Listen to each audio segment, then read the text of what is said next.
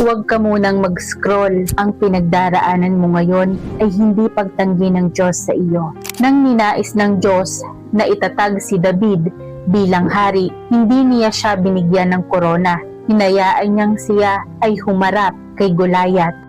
Nang ninais ng Diyos na itaas si Jose, hindi niya siya binigyan ng madaling daan.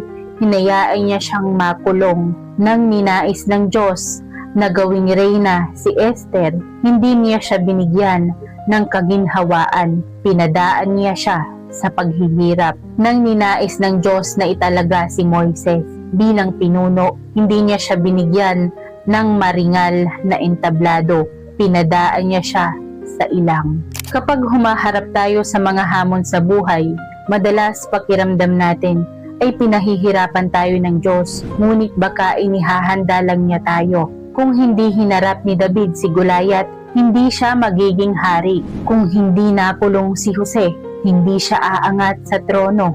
Kung hindi humugot ng tapang si Esther mula sa paghihirap, hindi siya magiging reyna. Kung hindi hinubog si Moises sa ilang, hindi siya magkakaroon ng tunay na pananampalatayang kailangan upang akayin ang bayan tungo sa kalayaan. Kaya minsan, kapag dumaranas ka ng mga kahirapan, hindi ibig sabihin nito itinakwil ka na ng Diyos.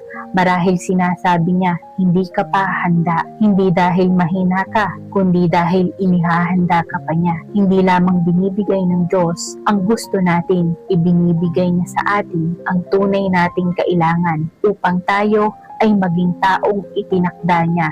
Kung naniniwala ka, maghandog ng amen.